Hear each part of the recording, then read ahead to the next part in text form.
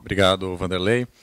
Então, novamente agradecer ao pessoal pelo comparecimento. É fundamental para que esse projeto dê certo que as pessoas estejam aqui dando as sugestões, porque nós não temos a arrogância de achar que temos a resposta para tudo, né?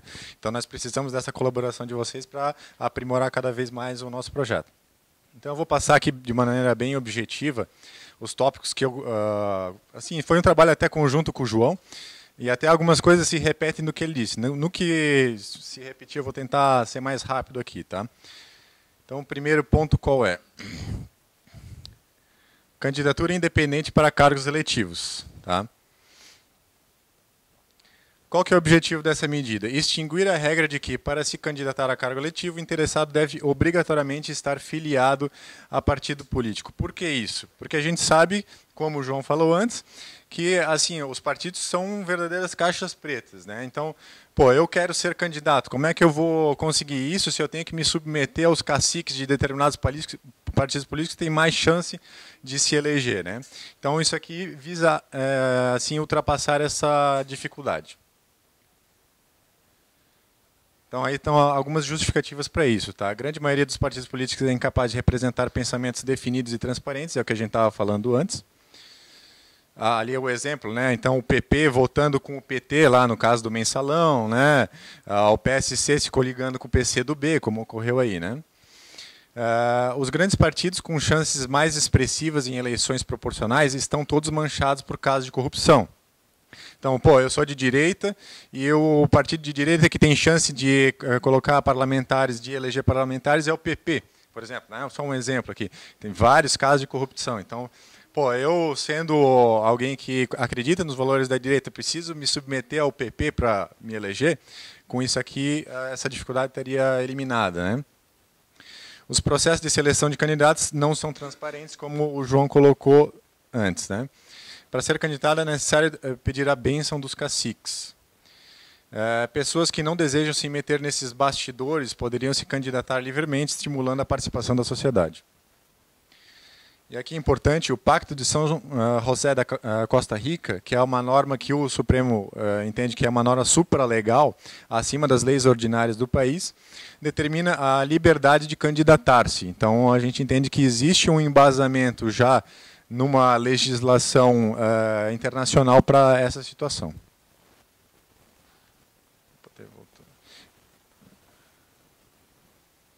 Quais seriam as dificuldades dessa medida? Demandaria emenda constitucional. Até esse é um ponto que é interessante a gente comentar rapidamente. Existe no direito constitucional o entendimento de que não cabe emenda constitucional de iniciativa popular, né? E existe uma corrente que entende que ela seria cabível por princípios constitucionais e tal. Então, mas a priori a gente precisaria talvez de um político eleito que abraçasse essa causa para que ele então apresentasse, para que não houvesse vício de iniciativa, vício de forma nessa proposta, tá? Outra dificuldade seria então a participação na propaganda eleitoral gratuita, né? Como equalizar essa questão, porque existe um tempo pré-determinado e se cada pessoa pudesse se candidatar sem um partido, haveria uma dificuldade logística aí para determinar a participação no programa eleitoral. Discute se seria necessário ou não condicionar a candidatura à coleta de um número determinado de assinaturas. Até existe já uma PEC em andamento mais ou menos nesse sentido, mas que condiciona a candidatura a coleta de um abaixo-assinado e tal, né? Então aí fica a questão para discussão, para ver se realmente a nossa proposta envolveria também algo nesse sentido ou não. Próximo ponto, extinção do fundo partidário, que já foi falado pelo João, tá? Só alguns detalhes rápidos, o que é? O fundo é composto, entre outras fontes, por 868 milhões dos cofres da União, diretamente para abastecer os cofres dos partidos políticos. O objetivo por enquanto. Fala-se em alguns bilhões aí numa futura majoração. O objetivo: impedir que o pagador de impostos arque com as atividades dos partidos, tornando-os autofinanciados pelos próprios filiados. Mais ou menos dentro daquilo que a gente já falou, né? Então, justificativas. Em um país onde falta o básico, saúde, segurança e educação, não se justifica canalizar recursos públicos para financiamento de partidos. Talvez mais um fator de convencimento ali para o Lula. O fundo tornou a criação de partidos um grande negócio. O número de novos partidos é crescente, visando claramente abocanhar parte do fundo. Por exemplo, o PROS, que foi fundado em 2010, o Ministério Federal está investigando a aquisição de um helicóptero por esse partido. Tá? Com o autofinanciamento, a tendência é de sobrevivência econômica apenas dos partidos menos envolvidos em corrupção e com pensamento em linha ideológica mais clara e transparente. Por quê?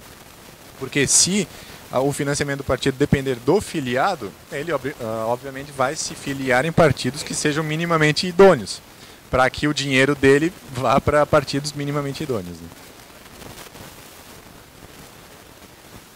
Ele deixa de pagar, exatamente.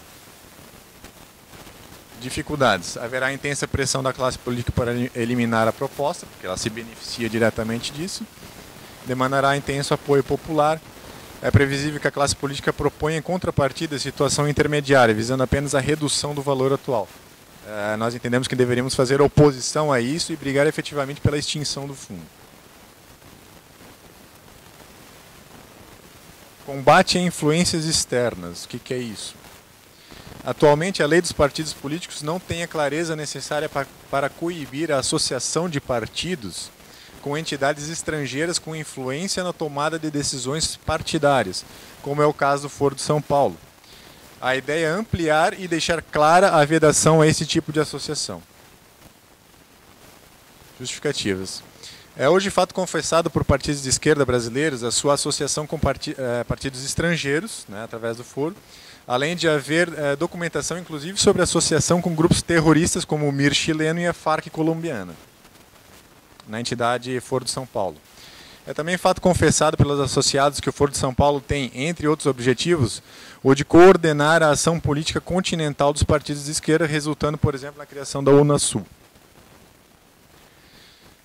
É consenso do grupo que tal sorte de coordenação é nociva aos interesses nacionais e à soberania do país, tanto que influenciou, obviamente, os governos do PT na realização de investimentos de alta monta em países governados por políticos integrantes do Foro de São Paulo, a despeito da escassez de recursos de primeira necessidade para a população nacional. A gente viu lá Porto, em Cuba, e as pessoas aqui no Brasil morrendo nos corredores dos hospitais do SUS. Né? Mais justificativas. Conquanto haja fundado entendimento que a prática já seja frontalmente ilegal, frente ao texto do artigo 28, inciso 2 da Lei dos Partidos Políticos, os partidos associados ao Foro de São Paulo argumentam que a entidade se limita ao mero foro de discussão e não restam subordinadas. Então aqui está o texto ali da Lei dos Partidos Políticos, tá? Que veda ali estar subordinado à entidade ou governo estrangeiro.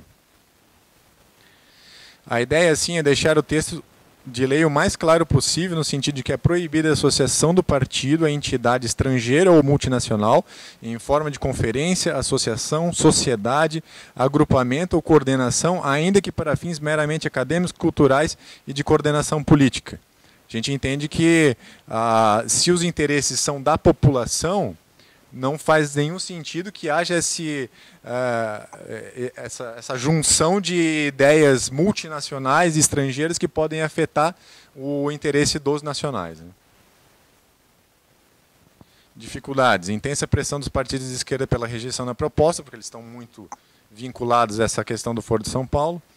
Intensa pressão de entidades alinhadas à esquerda, CUT, sindicatos, MST, MTST, UNE, feministas, etc.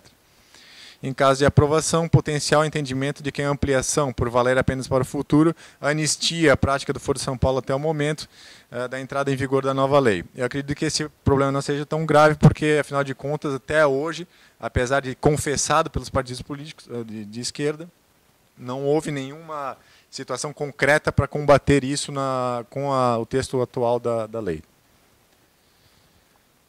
Paridade de tempo na propaganda eleitoral. Objetivo: tornar o tempo de propaganda eleitoral igual para todos os candidatos, colocando-os em pé de igualdade no tocante ao tempo para convencimento do eleitor e tornando assim mais justa a disputa nesse aspecto. Até voltando novamente ao exemplo do Enéas, a gente tinha aquela situação que ele falava, meu nome é Enéas. Ele argumentava que ele tinha muito pouco tempo para expor as ideias dele. Não entrando na merda se as ideias eram boas ou não, mas é um fato verídico isso. E talvez muitas pessoas acabem se deixando levar por propagandas eleitorais feitas aí por grandes marqueteiros, né, que onde o Brasil parece que é uma maravilha, né? É só nessas propagandas que o Brasil realmente funciona. Então, talvez uma igualitariedade de tempo seria uma forma de tentar corrigir um pouco isso aí. Tá? Atualmente, a lei das eleições divide a maior parte do tempo, 90% da propaganda eleitoral, de forma proporcional ao número de cadeiras ocupadas por cada partido na Câmara dos Deputados. Consequentemente, o partido com o maior número de políticos eleitos sai na vantagem, sem que isso pareça um critério válido, pois candidatos com melhores ideias podem sair prejudicados e sem tempo de expor suas propostas ao grande público. Dada a ausência de consciência política de grande parte do povo, critérios levianos como o tempo total de propaganda ou plasticidade e a estética proporcionada por grandes marqueteiros acabam sobressaindo frente à comparação de propostas e pensamentos dos candidatos. A equalização dos períodos visa atenuar essas distorções, já que eliminá-las dependeria de questões de ordem cultural, indo muito além da reforma política, como a gente já tinha colocado ali antes, né? No mundo, países como França, Dinamarca e Grã-Bretanha fazem divisão igualitária. No Brasil, não há, por parte dos partidos políticos, capacidade de transmitir pensamentos e ideologias claras e transparentes, até pela profusão de siglas, o brasileiro tem dificuldade de guiar seu voto por esses critérios, que deveriam ser determinados em qualquer democracia. Logo, o critério de divisão por proporcionalidade de deputados não se justifica, pois no Brasil não representa a manifestação da inclinação ideológica do povo, e sim resultado de abusos do poder econômico por parte dos ricos e influentes. Dificuldade, tempo reduzido em caso de número acentuado de candidatos. Aqui, de novo, a gente tem a questão da logística da propaganda, e aí a gente fica aberto a sugestões de vocês, como é que a gente poderia equacionar essa questão. Pressão contrária dos partidos de maior poder econômico. Tá? Proibição à propaganda governamental. Impedir que os governos gastem o dinheiro do contribuinte para fins de propaganda de feitos estatais ou governamentais. Justificativas. Voltando, né, de novo. Em um país onde falta o básico, saúde, segurança e educação, não se justifica canalizar recursos públicos para a propaganda oficial, sobretudo quando muitas vezes utilizado para a promoção pessoal do governante. Então, assim, se o Brasil tivesse num nível onde a saúde fosse uma beleza, a gente não tivesse com 70 mil homicídios por ano, talvez desse para pensar nessa situação, mas não é o caso, né? Gera relação promíscua entre o Estado e órgãos de mídia, passando a estar a pautar ou atenuar a sua função fiscalizatória em virtude das vultosas somas pagas a título de propaganda oficial. Dados do governo do PT, segundo o UOL aqui, tá? Globo recebeu 6,2 bilhões durante o governo do PT. Record 2 bilhões, SBT 1,6 bilhão e por aí vai. Né? Tem a RBS também, se não me engano, 63 milhões. Então a gente vê aí que há uma soma absurda de dinheiro do contribuinte indo para órgãos de mídia, e isso obviamente gera uma relação totalmente promíscua da imprensa, que deveria fiscalizar os governantes com esses ocupantes do Estado. Né? A própria Carmen Lúcia disse o seguinte: não existe, a Carmen Lúcia do Supremo Tribunal, né? Não existe democracia sem imprensa livre. Nenhuma ditadura gosta que as portas sejam abertas, porque é por ali que passa a informação. Não que a Carmen Lúcia seja assim um exemplo, né, total, né? Mas essa frase dela foi correta, tá?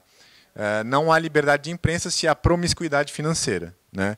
Então, muito se fala de censura e tal, mas a censura já começa quando vultosas quantias de dinheiro ingressam nos cofres dos órgãos de mídia, né? Como é que há a liberdade se há um interesse de receber valores ali, né? Intensa disseminação de informações do mundo moderno não mais justifica ser a propaganda governamental indispensável para que o cidadão saiba os feitos do governo.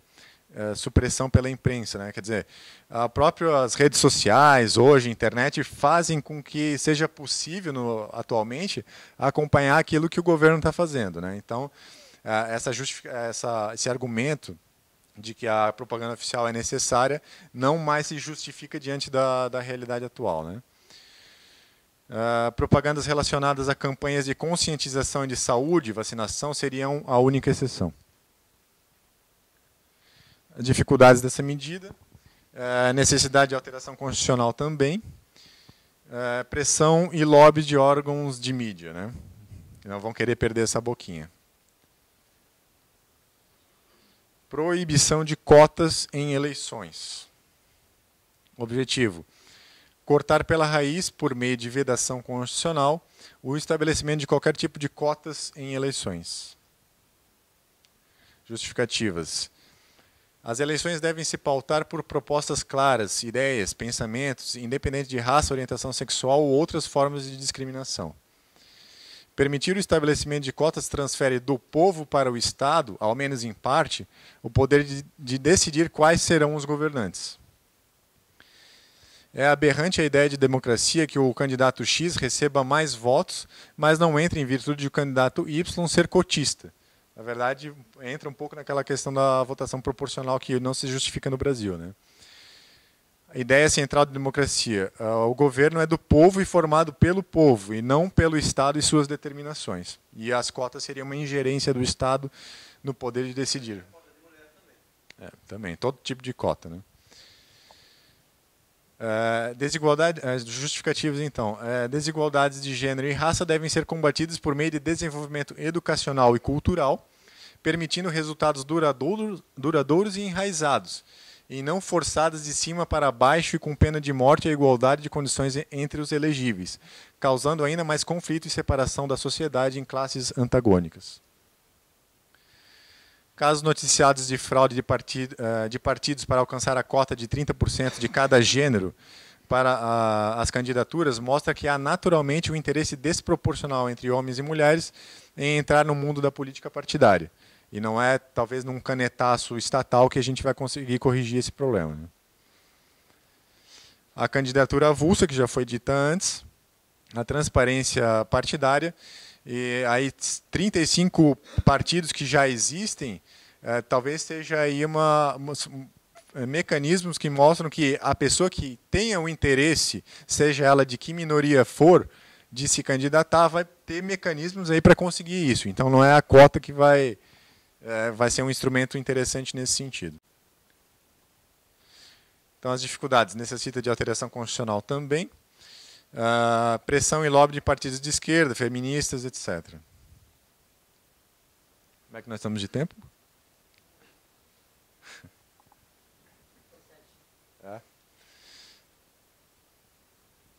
Vedação a pesquisas eleitorais, tá? Esse é um ponto talvez polêmico. Objetivo: impedir a realização e veiculação de pesquisas eleitorais por órgãos de mídia ou aumentar o período de proibição atual. Justificativas: bom, notoriamente, o resultado de pesquisas tem sido critério indevido de definição de votos no Brasil. Aquela, né, célebre: quero votar em quem ganhar. Não há grandes vantagens em se prever com antecedência o resultado das eleições, frente ao prejuízo causado à tomada de decisão serena pelo eleitor. Então aqui a gente tem que sopesar o que vale mais. O eleitor se basear num critério leviano ou ter uma previsão de quem vai ganhar as eleições. O que a gente ganha com isso, né? A alegação de que traz instabilidade política simplesmente não procede. Isso é quem defende aí as pesquisas, né? Na Itália, há proibição com 2 semanas de antecedência às eleições e houve críticas nesse sentido. Instabilidade política? Não sei como ou porquê. Pesquisas de intenção de voto têm se mostrado ineptas em diversas ocasiões. O caso dos Estados Unidos agora em 2016, onde 90% diziam que a Hillary Clinton ia ganhar. E o próprio Brasil aí, em 2014 também houve situações nesse sentido. As pesquisas servem mais como propaganda do que como informação. Dificuldades, não sei se tem alguma. Aí vocês vão poder dizer, eu não consegui visualizar nenhuma, tá? Remuneração de partidos, remuneração de políticos, teto do subsídio. Objetivo, impedir a extrapolação do teto remuneratório para a utilização de cestas de benefícios e indenizações. A gente tem visto aí essas grandes remunerações que ultrapassam em muito o teto constitucional da administração pública. E o subterfúgio que eles utilizam é esse, que não é remuneração, é cesta de benefícios, é indenização parcelada, são várias formas de utilizar eufemismos e outras palavras trocadas aí para conseguir burlar a questão, o limite constitucional, né?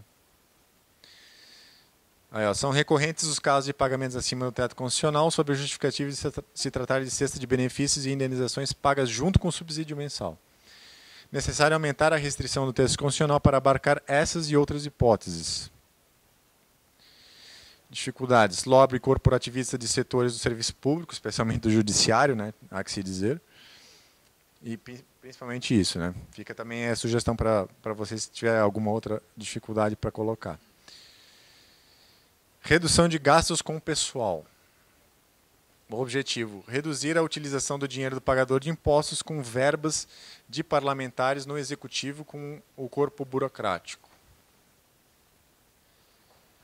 Atualmente, o Congresso Nacional custa 1,8 bilhão por ano aos cofres públicos. No Executivo Federal, o gasto foi de 187,2 bilhões, 39,2% das suas receitas, conforme o Estadão. A Lei de Responsabilidade Fiscal limita gastos do Executivo Federal a 40,9% da receita e aos estados e municípios 49% e 54%, respectivamente. Essa repartição não tem permitido franquear à população o mínimo, saúde, segurança e educação. Essa frase até parece um pouco contraditória, mas o que é a ideia aqui? Colocar mecanismos para que esses três principais fatores sejam os preponderantes dentro do orçamento, né? E hoje a gente vê o Estado aí gastando com estatais, com um monte de outros pontos onde nós entendemos que o Estado não deveria estar em função de não termos o básico que é saúde, segurança e educação. Então, aqui a gente tem uma pequena proposta aqui para o Legislativo Federal. Para a questão do Executivo, a questão é bem complexa e aí nós não temos ainda uma proposta formulada, tá? Então, fica aí também a sugestão para se pensar nisso. Então, como se forma esse 1 bilhão e 800 aqui, tá? Então, você vê aqui deputados e senadores, são 206 milhões por ano juntos o salário.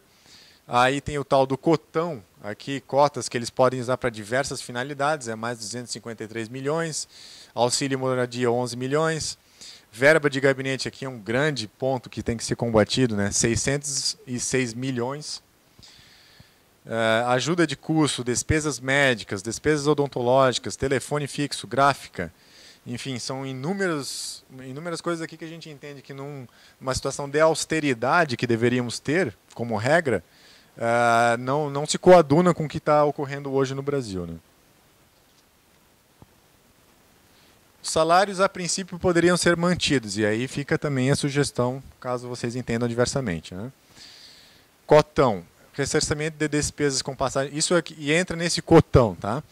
Ressarcimento de despesas com passagens aéreas passa então a ser limitada a 2 por mês. Fretamento de aeronaves excluído. Isso tudo existe, tá? Eles podem fretar aeronaves com o nosso dinheiro aí. A alimentação do parlamentar excluído, acho que não tem porquê, cada um tem um bom salário para pagar a sua alimentação. Combustíveis lubrificantes limitados a 2.500 por mês, isso aí é um valor mais ou menos que é a metade do que é hoje. Consultorias sob condição, e aqui talvez entraria aquela boa sugestão de ter uma consultoria única para o Congresso inteiro, e não ficar pagando consultoria de repente do amigo lá, né, a consultoria do economista, do advogado que é amigo do parlamentar, né? Verba para divulgação de mandato excluído, aluguel e demais despesas de escritório políticos excluídos, com exceção das despesas do gabinete em Brasília, obviamente, né? Assinatura de publicações e serviços de TV e internet excluídos, contratação de serviços de segurança excluídos. Talvez daí eles comecem a pensar na questão do desarmamento, né?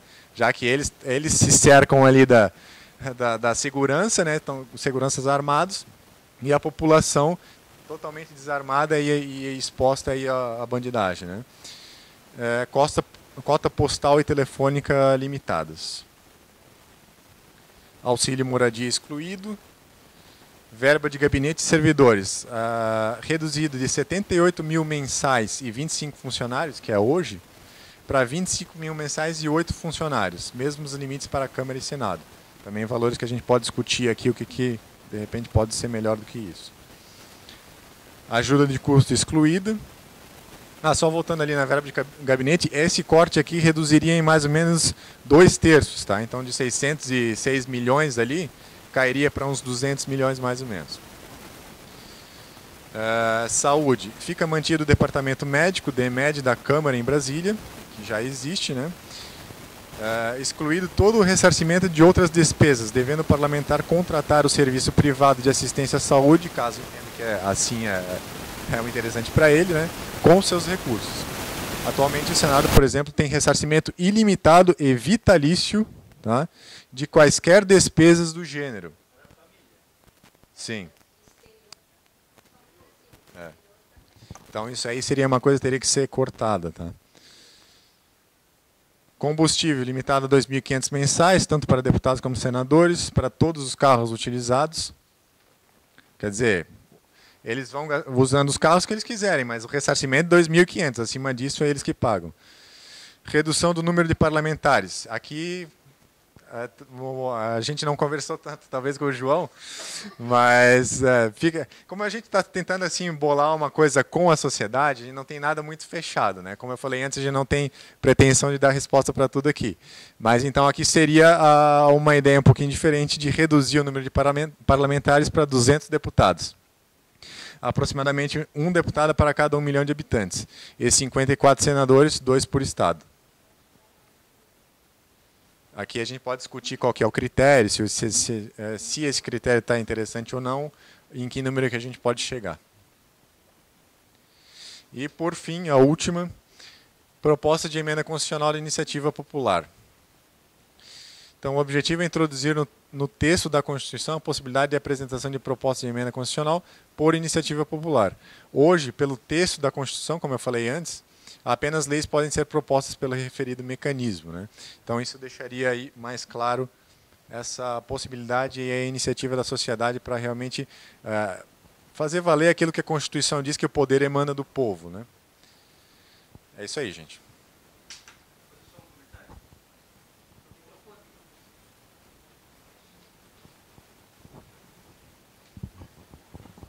Eu tenho uma lista de coisas que eu anotei aqui, vou fazer só um comentário, para deixar os outros falarem. Sou contra os R$ 2.500, vou te explicar por quê. R$ 2.500 dividido por R$ 4,00, que é o litro de gasolina, dá 600 litros. Um carro faz em média 10 km por litro, vão andar 6.000 km por mês. Ou seja, eles só vão passear de carro por aí, bicho. Eu tenho uma empresa, não dou dinheiro para os meus funcionários, para combustível, eles ganham bem e não faz sentido nós pagarmos gasolina para esses caras, eles têm um bom salário. Não, eu sou contra o Vale Transporte também, tá? Eu acho que o Vale Transporte tem que ser incorporado no salário e o funcionário tem que fazer, se locomover do jeito que quiser.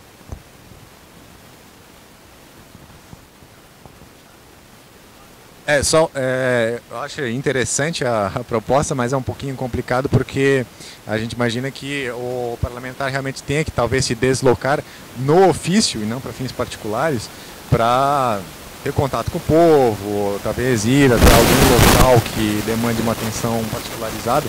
Então, talvez excluir tudo não seja algo que seja viável, mas enfim, a sugestão e vamos ponderar.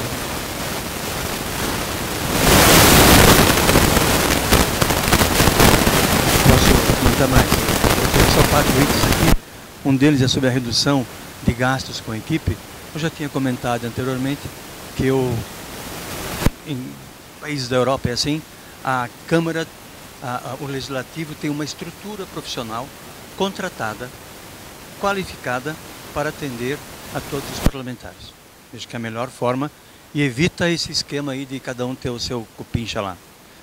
Também vejo que com o voto distrital, como foi a proposta anterior do João lá, acaba a propaganda eleitoral, tá? Que não faz mais sentido no voto distrital ter propaganda eleitoral.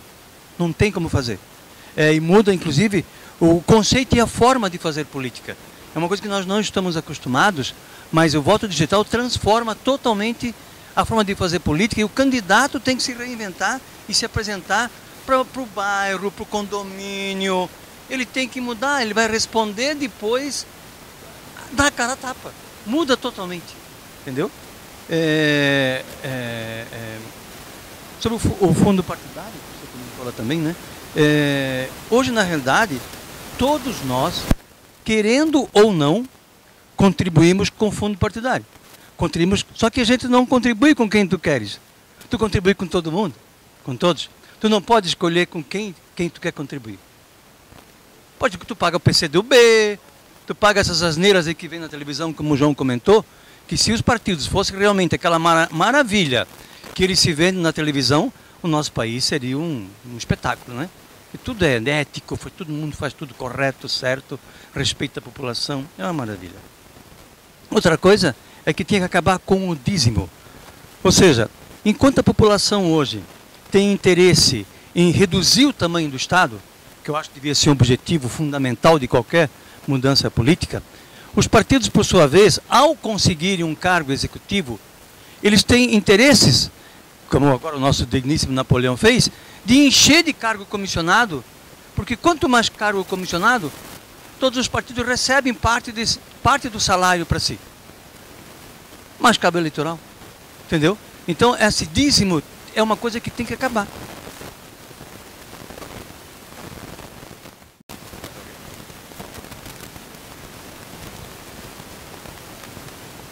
Eu tenho um questionamento, a questão de repente nem é questionamento, né?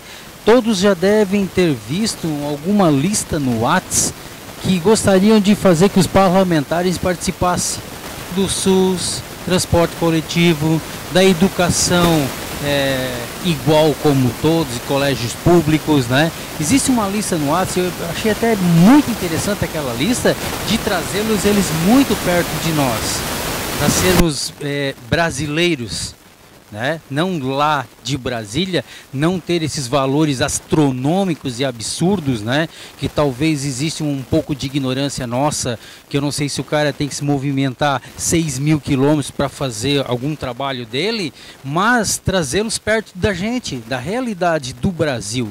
Então existe uma lista aí, a gente pode até fazer um levantamento aí, eu devo ter em algum arquivo aqui no Whats, aquela lista é perfeita, do que ele tem que contribuir, do que ele tem de direito, o que ele merece, o que eu mereço e nada mais do que isso, né? Isso coloca eles muito na real.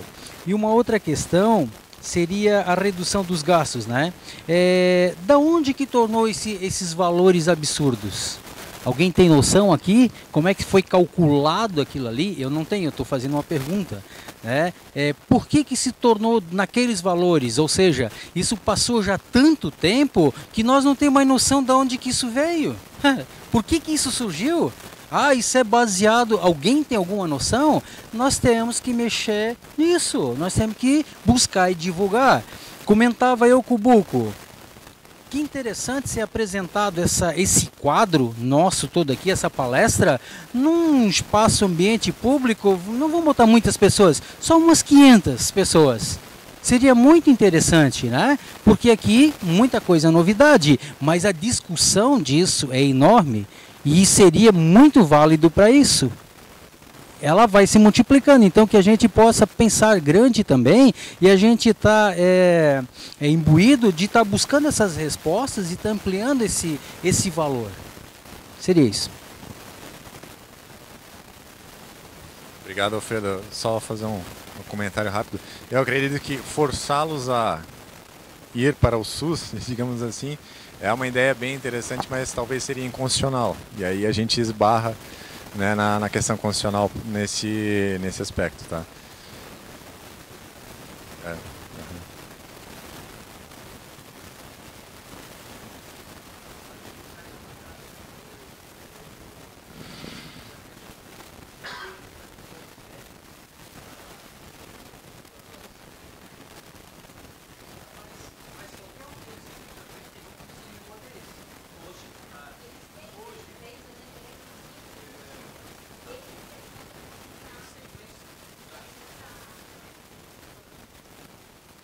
E essa questão de como é que a coisa chegou naquele nível foi por inação do povo, né? Porque... exatamente. Então, e talvez por que a gente está assim? Porque chegou num ponto absurdo, né? Quando começou aquela história do sapo, né? Que ele é colocado na panela e aí começa a ferver, ele não sai lá de dentro. Ele morre lá dentro fervido e não... Agora se tu bota ele na água quente direto, ele pula, né? E agora a água esquentou e nós pulamos e estamos começando a pressionar, né?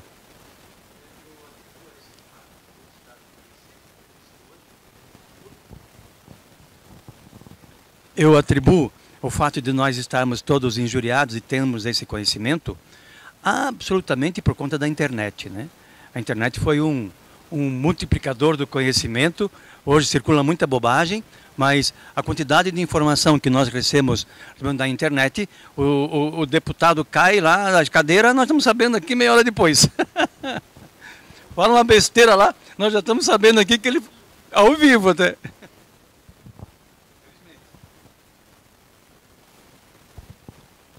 Na colocação que fez aqui, eu tenho até uma sugestão para se ampliar essa proposta ali de falar sobre a iniciativa popular. O fato das 10 medidas aí me acendeu uma luz que eu achei interessante para a gente discutir. A população se mobiliza, coleta 2 milhões de assinatura, leva para a Câmara e a Câmara chega lá, faz o que bem entende, vota, desvota, tira, põe, faz. Ela tem a liberdade total.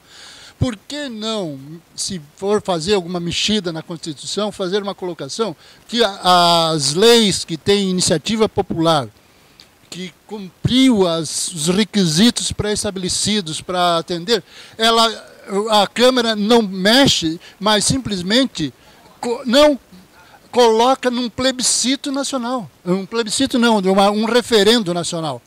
Porque, veja bem, se a sociedade demonstrou interesse de uma lei, ela só fez isso porque a Assembleia, que poderia ter feito, que deveria ter feito, não fez. Teve que a sociedade se mobilizar, catar nas ruas assinatura por assinatura, para chegar lá e o senhor deputado Rodrigo Maia dizer que se você quer fazer lei, que se eleja deputado, com desrespeito total a 2 milhões de assinaturas e de toda a opinião pública nacional, como é que um deputado ou uma Câmara passa por cima da vontade popular? A Câmara é a representação do povo, e não o povo que tem que ser subordinado à Câmara, à Assembleia. Então, eu acho que aqui já cabe, se a gente vai mexer com alguma coisa, propor que a medida de iniciativa popular é colocada em plebiscito tal qual foi apresentada. Se o povo achar que aquilo é conveniente, o povo aprova. Se não for, respeitamos o princípio da democracia. Essa questão da quantidade...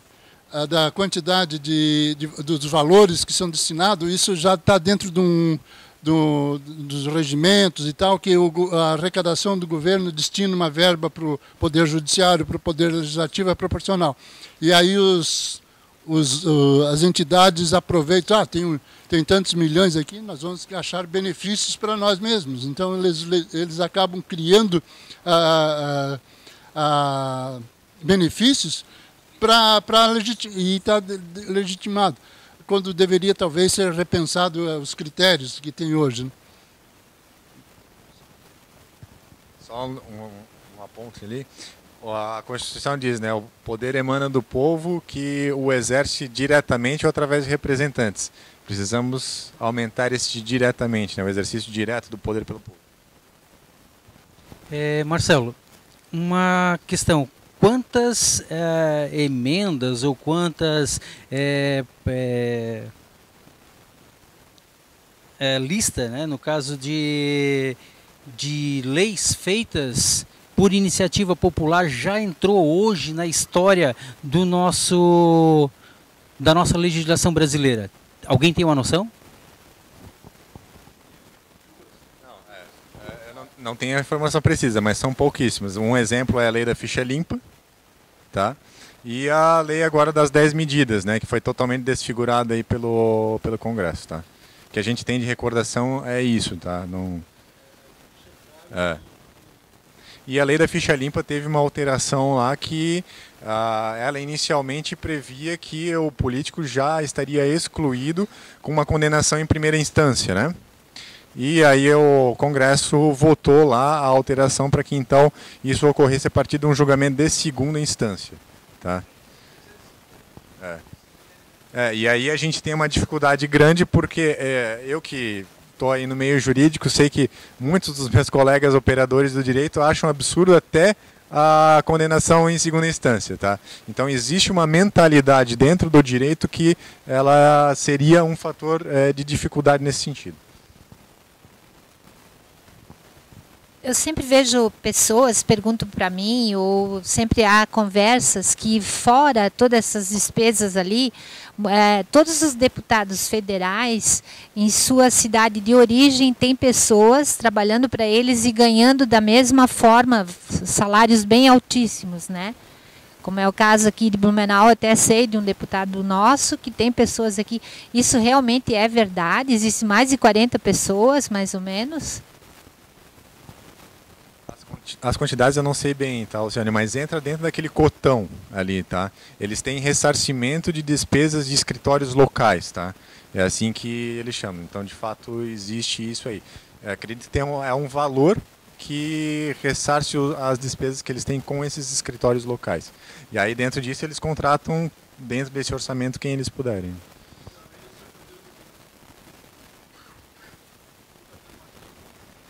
Uma colocação a respeito daquilo que você falou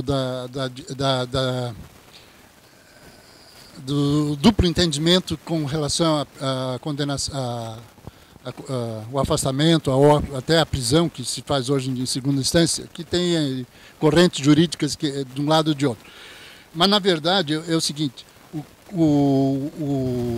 aquele que está exercendo um cargo político, ele não é um cidadão como todos os outros, porque ele está lá representando uma parcela da sociedade que o elegeu. Então, nessas condições, nós temos que ter que ele tenha uma conduta ilibada, na verdade, como representante. E na medida que ele está extrapolando aquilo que reconhecidamente na primeira instância foi, vamos supor, eu entendo que no momento que ele é indiciado como réu, ele é constituído réu, ele não poderia estar exercendo o cargo que está ocupando. Vamos imaginar, um prefeito ou que está administrando uma cidade, é indiciado como réu, ele passa a responder um processo. Ele tá continua nas decisões do município, pode ocultar provas, fazer muitas outras atividades ali que vão dificultar a própria condenação. Então, na verdade, se houve indícios suficientes que o juiz acatou a acusação, ele automaticamente tem que se afastar do poder que ele está exercendo, porque é inconcebível que uma pessoa respondendo por um processo continue legislando, inclusive agora a gente está vendo aí a situação, legislando, criando leis em benefício pessoal.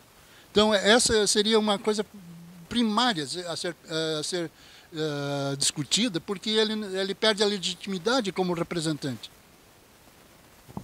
Isso demandaria intensa pressão popular, né? Porque, volto a repetir, no meio jurídico existe toda essa concepção de que, enfim, tem que haver uma condenação transitada em julgado e tal, e isso desaguaria num julgamento pelo Supremo da constitucionalidade dessa... Ainda que nós consigamos aprovar uma emenda constitucional nesse sentido, o Supremo pode fazer o controle de constitucionalidade da emenda em si e entendê-la inconstitucional. Então, por isso que a pressão popular teria que ser imensa nesse sentido.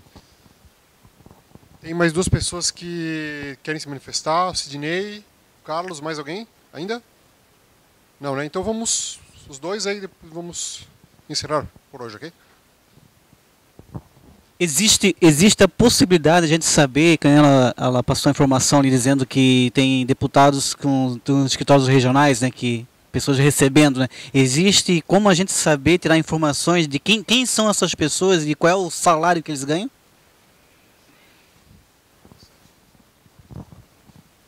A princípio, no site da transparência, é possível obter essa informação, tá?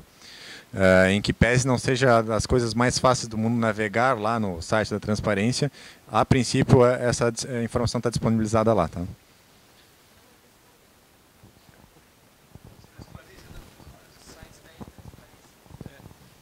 Marcelo, só para ratificar uma coisa que foi citada, eu já diversas vezes me manifestei nesse sentido de que governo não pode fazer publicidade. A melhor publicidade que o governo pode fazer é fazer uma ótima gestão. Também gostaria de comentar aqui rapidamente, na última oportunidade, que a gente poderia abordar um tema aqui na nossa comunidade, o Galdino sabe disso, que eu sempre me manifesto quando posso. A nossa Câmara de Vereadores tem um subsídio de 30 milhões por ano. 24 milhões é gasto com funcionário público. A nossa Câmara de Vereadores tem mais de 230 funcionários. A nossa Câmara de Vereadores tem 2 turnos por dia, das 7 às 13 e 13 às 19. Sabe por quê? Porque não cabe todo mundo lá dentro no mesmo horário. Certo? Isto é uma vergonha. A gente está preocupado com coisa nacional, e concordo, tem que ser mesmo, mas a gente tem que começar a cobrar desse pessoal aqui da nossa cidade. E essa é uma questão nacional, né? Porque é assim no Brasil inteiro, né? E daí talvez outra ideia que a gente tenha que aprimorar é questionar a manutenção de uma coisa chamada estabilidade. Porque como é que você vai exercer uma gestão competente se você está engessado quanto ao pessoal?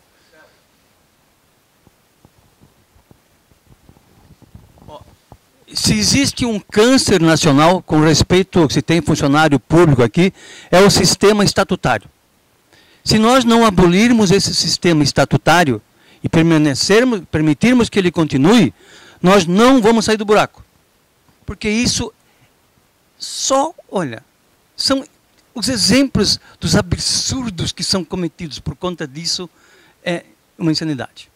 O sistema estatutário tem que ser uma coisa que tem que ser visto e tem que ser todo mundo com o regime da CLT, embora eu sou contra a CLT, tá? É só para se referenciar a CLT. Nós não devemos ter CLT. A justificativa que eles dão é que haveria perseguição política numa troca, mas eu não vejo que aconteça. Se o cara é bom, ele vai ficar.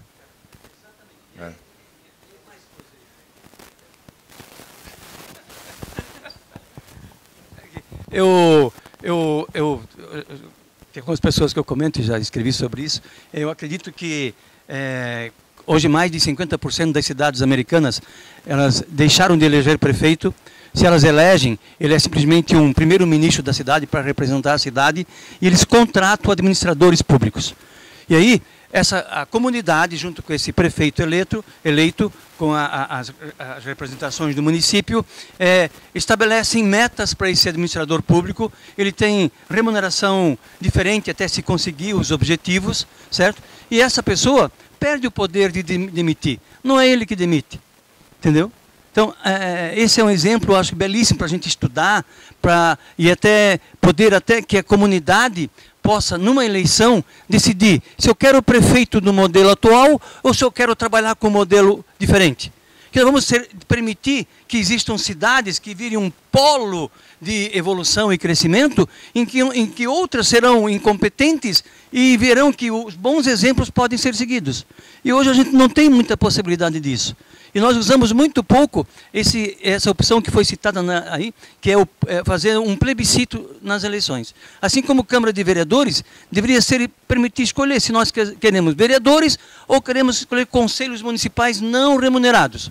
Só para citar um exemplo, a cidade de Londres optou por não ter vereador. Imagine só. Sim, nós íamos com certeza, ia começar uma transformação onde tem um município que tem prefeito, é o desastre que nós temos hoje, outra que não tem e contrata um administrador, vira uma excelência de município. vai melhorar a cidade, vai melhorar o transporte, vai melhorar tudo. Só para dar corroborar de novo, Blumenau, por exemplo, o salário do prefeito é 12 mil reais. Como é que a gente vai atrair uma grande mente para a gestão pública através de um salário de 12 mil reais? Por exemplo, qualquer diretor de uma empresa ganha muito mais do que isso. Então a gente tem que ver a nossa cidade como uma empresa e o prefeito municipal, o administrador municipal teria que ganhar muito mais para a gente trazer uma grande mente para esse cargo, né? Aí sim, entra aquela tua sugestão, cabe muito bem, de que nós só iríamos contratar quem fosse competente, tivesse um currículo bom, entendeu? Aí caberia nós julgarmos quem é competente o suficiente para nós contratarmos como administradores da nossa cidade. Sendo que o prefeito não poderia demitir mais ninguém. Ele ia só representar a cidade em eventos sociais. Corporativa, né? Quer dizer, você tem o conselho de administração seria o povo, e aí o CEO executa e as metas definidas e tudo mais. Bem, eu só para agradecer o convite e parabenizar, né? Você, pô, fantástico. E daí meu sonho só cresceu da Câmara de Vereadores Ideal. O Vanderlei acho que entendeu. E a nossa Câmara de Vereadores Ideal. Vamos conversar. Mas e assim, ó, da minha gratidão em estar aqui. Valeu a pena. Eu só sinto que eu não trouxe minha filha de 17 anos, porque eu não tinha noção de que seria nesse coisa, porque certamente eu teria trazido ela aqui. Acho maravilhoso. Parabéns. Tu, assim, realmente, na minha opinião, isso é exercer cidadania, isso é civismo. E é o que conta sempre, né? No resto não conta, na minha opinião. Acho que a partir do civismo, que nós não temos, é que a gente vai conseguir isso tudo. Então, eu queria dizer assim, eu estava lá no Bela Vista, num evento grande lá, um dos participantes, por isso que atrasei. Tinha comida, tinha bebida, tinha futebol, já joguei bola e tal. E o pessoal disse, onde é que você vai? Vou numa reunião para discutir mudança político-partidária. Daí tinha os partidos políticos lá e tudo assim. Pô, vai lá, Buco. Eu vou lá resolver o problema de vocês, ajudar a resolver o problema de vocês também, mas aí, meio arrogantemente, né? Que não é verdade. Eu estou aqui porque eu quero estar, por dever cívico, mas assim, parabéns mesmo. E estamos juntos, o que puder ajudar, estamos aí, tá? Detalhe interessante é que a esquerda, como um argumento contra o impeachment, dizia que a cidadania se exercia só de 4 em 4 anos. Nada mais errado, né? A cidadania a gente tem que exercer todos os dias, através de iniciativas como essa, né? Mais alguém? Mais alguém quer se manifestar? Então eu vou pedir uma salva de... Então, quer? Então...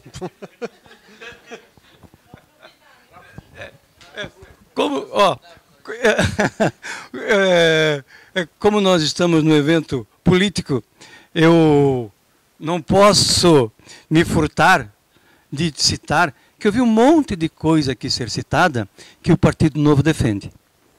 E peço a vocês para lerem o Estatuto do Partido, avaliarem a possibilidade, porque hoje é o partido que é de direita, né? A gente não tem a gente é contra esse discurso de direita, esquerda, centro, a gente não vê que seja uma forma correta hoje em dia de representar as visões políticas. E a gente defende o liberalismo, a responsabilidade do indivíduo. Obviamente, por isso, muita gente atribui que a gente é de direita. Mas eu vi um monte de coisa aqui que a gente defende no partido. E mesmo que não quiser militar, a gente paga R$30 por mês para ser filiado. Isso, quem se filiar, ajudar a pagar isso, vai nos ajudar imensamente. Bom, acho que é merecido, né? Eu peço uma salva de palmas então aqui para o Marcelo, pela exposição.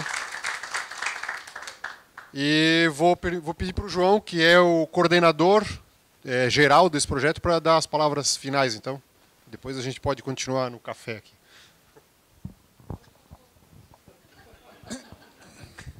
Senão nós vamos comer a semana toda. Em primeiro lugar, nós queremos agradecer sinceramente a presença de vocês. Foi riquíssima a contribuição que vocês nos deram.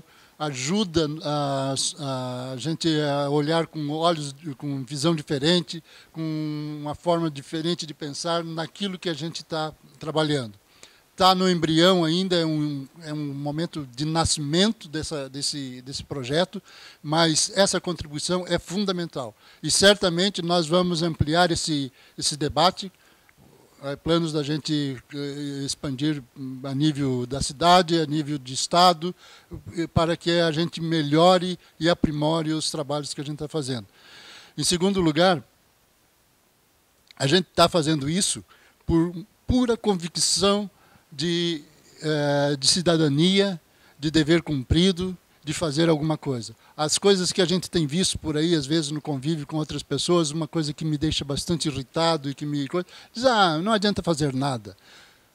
Enquanto nós pensarmos que não adianta fazer nada, alguém está fazendo alguma coisa ao contrário dos interesses, não nosso pessoalmente, mas da sociedade. E isso que nós temos que pôr em mente, que cada cidadão, cada um de nós tem potencial para fazer com que as coisas sejam diferentes. E isso que nós presenciamos aqui, o que nós estivemos aqui nessa tarde, véspera no meio de um feriadão, na verdade, com a presença de vocês, é fundamental. É uma coisa, isso é dignidade, é respeito, é cidadania. Muito obrigado a vocês. E ainda, só abrindo um parênteses, a gente abordou uns temas aqui, deu polêmica, deu tudo. No fundo, eu vejo o seguinte, que nós precisamos, se a gente for a fundo para reformar esse país, nós precisamos rever coisas muito mais profundas, mais importantes. Uma das coisas que eu penso aqui, nós precisamos mudar esse pacto federativo, que é uma aberração ao sistema. E isso que está travancando, está alimentando toda essa malha de corrupção que está alastrada no país. Nós precisamos, talvez, trabalhar em cima, verdadeiramente, do Pacto Federativo. E isso implica, na verdade, uma nova Constituição. Obrigado a todos, uma boa tarde.